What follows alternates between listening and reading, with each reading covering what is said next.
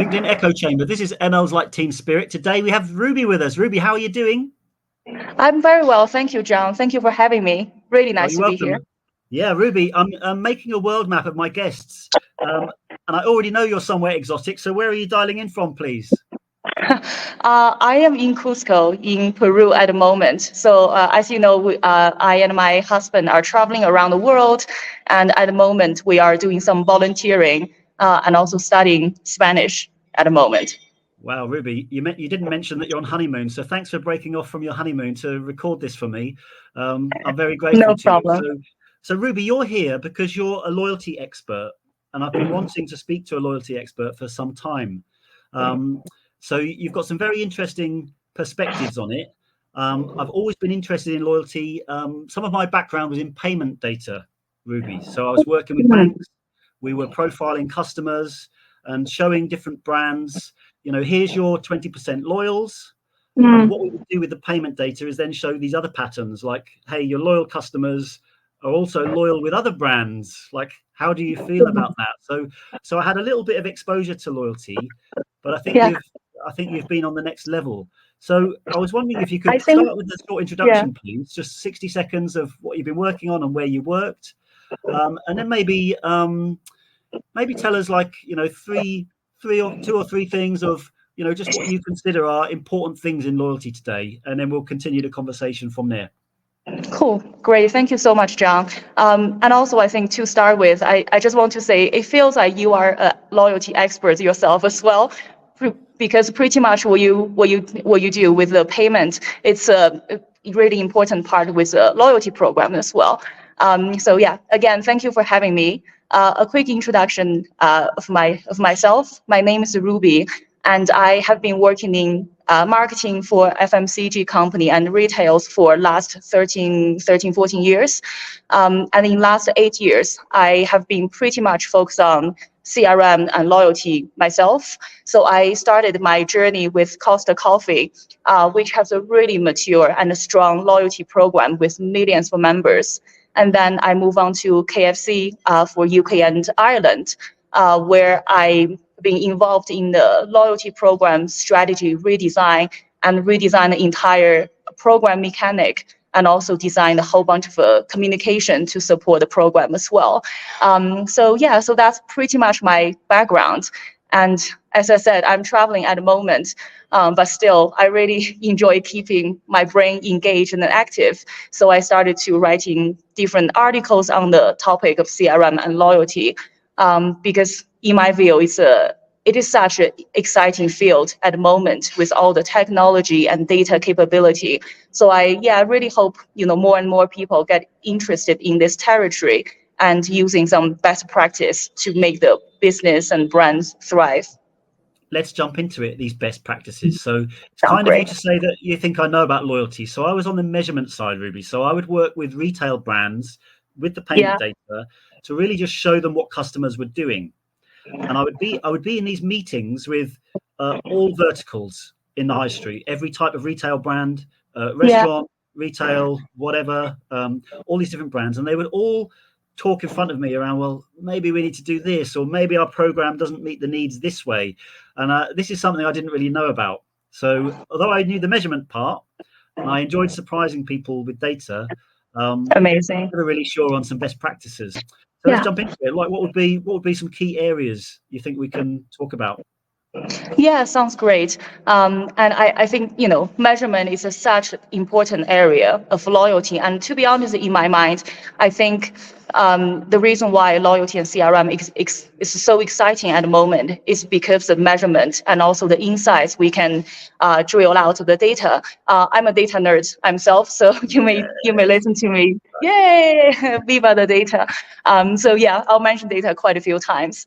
So I think the first realization I had, and it's probably the biggest one, especially for retail and FMCG brand, is around, customer behavior has been changed so much. For example, when you're walking into a supermarket, into the cereal aisle, there are like 3,000 brands on the shelf. I think traditionally brands expect customers choose one brand over and over. And this is just not reality anymore. I remember when I joined KFC, I had a pretty intense debate with my colleagues around whether loyalty is dead already. I was like, seriously, loyalty is not dead. Otherwise, I'll losing my job very quickly. Then that kind of triggered my thoughts around, how do we redefine loyalty based on the new reality of the customer behavior and market context? So I think the realization I came to is around customer loyalty is not around exclusivity. So brands cannot expect customer to be exclusive to them for a longer period. Some customers might still do, but the number of those group customers is really small at the moment. And customer loyalty is really now about building the brand preference. So customer will prefer to choose you, but they still have right to choose other brands. So I think that's kind of the biggest shift in my mindset when it comes to customer loyalty. And also this insight really helped me unlock quite a few strategic shifts when I designed a loyalty program for KFC specifically. So for example, the first one I realized is a lot of traditional loyalty program are designed around high value customers who are around 1% of the total customer base in reality. So for example, the brand will say, come to us 5 times, then we'll give you the 6th time for free.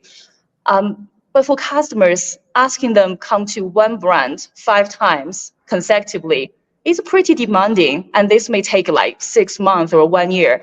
And towards that point, customers forget everything already. They're so busy at the moment. So one realization I have is really loyalty program need to shift the focus from this small group of high value customer to the broader customers who come to brand once or twice or 3 times.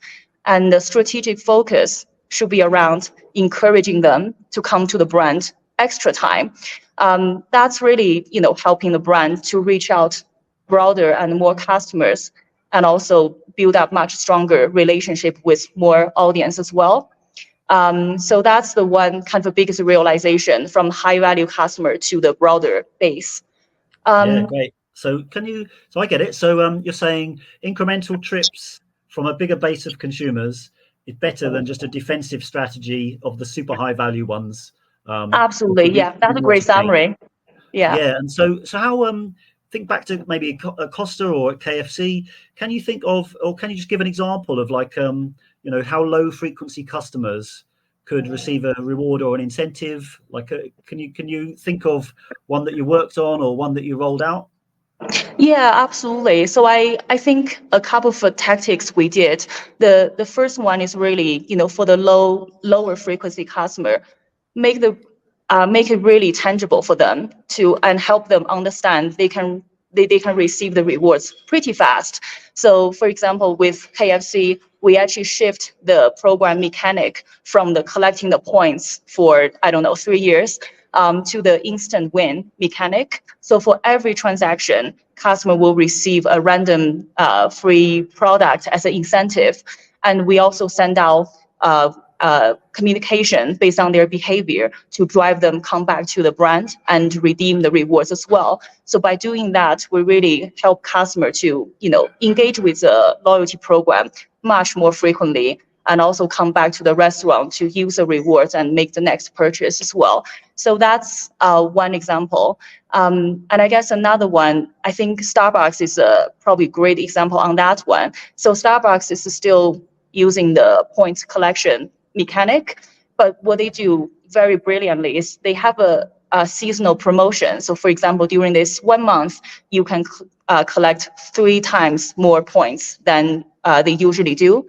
So by accelerating the process, they help customer to reach the threshold where they can get rewards and redeem as well. So so I think the tactic is really around accelerating the cadence of the incentive, and also really make sure you drive customer to take your desired action through communication or incentive, etc., etc. So in these meetings, you'd have incentive this, incentive that, and reward. And when we planned this call, you gave me a great explanation as to how your mind has shifted into this incentive state. And I think it's it's good for people to hear. So can you kind of summarize this rewards versus incentive difference and how it affects the behavior? Yeah, absolutely. So I think that's one thing I try to reinforce when I was in KFC. So I'm really keen to shift the loyalty program from the rewards program to incentive program. And what does that mean? I feel reward for me is around having the reward at the very end. So customer need to jump through all the thresholds and all the loops in order to get that reward. Again, kind of back to my point around lower value, lower frequency customer. It takes a very long time, and customer just. I think I remember I read a survey before in the hotel industry. The majority customers said it just takes too long to collect the rewards. That's why they don't sign up loyalty program.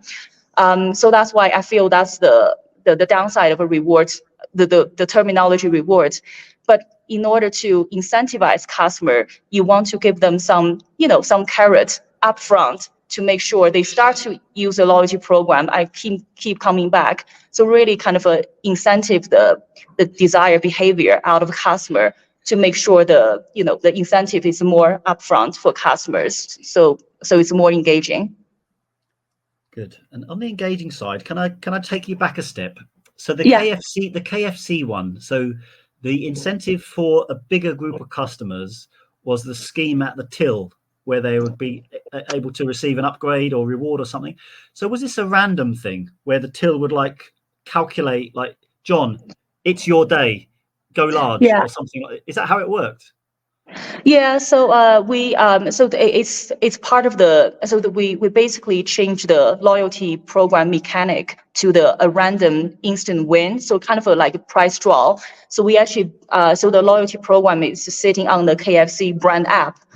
So every time when customers scan their app at the till, they will trigger some order on the loyalty platform in the background. Then we'll do the random algorithm depending customers' behavior, their preferences, etc. Then we'll trigger free rewards for them. So that's how the mechanic was done. Love it. So Ruby, I'll tell you the truth. I worked in retention and loyalty for a long time, and actually we would, in old times, we would talk about surprise and delight as a key element in a loyalty program, usually retention. So, brands usually would use surprise and delight at the exact moment that the customers are at risk. So now I've said that out loud, it seems crazy. Yeah, you wait till the customer's at risk and you try and remedy that problem. But the kind of excitement of it and kind of great feeling of being instantly rewarded whilst at the moment of the purchase must have been pretty powerful for KFC. Sounds cool. Absolutely. Yeah, John, I think you just hit a really, really great insight. One of the research, so during designing during the process designing the program, we did a whole bunch of customer research. One thing is really powerful is around the emotional reaction from customer when they receive the rewards randomly. And it's really struck me because when we were using the points collection mechanic, customer kind of switch into the calculation mode right away. They were like, oh, how much I should spend the minimum in order to get the maximum rewards. So they're really calculating. But when it comes to the instant win, they getting into this very kind of almost irrational and emotive, and even a bag of fries, they were like, oh, amazing. Oh, there's a surprise kind of a gift for me. So yes, that's another really nice shift to move the loyalty program from the really cold transactional program to a very emotive and engaging program. Great. I'm glad it worked out for you, Ruby. And thanks for taking us through that. Ruby, bad news. We're hitting time limits. So thanks for taking us through that. I'm hearing incentivizing a broader base of consumers for their preference rather than them exclusively choosing you, and defending a small group is a way better strategy in this day and age. So Ruby, I loved it. That's what I was hoping to get from this call. Thanks for joining us. And ladies and gents, this has been ML's Like Team Spirit.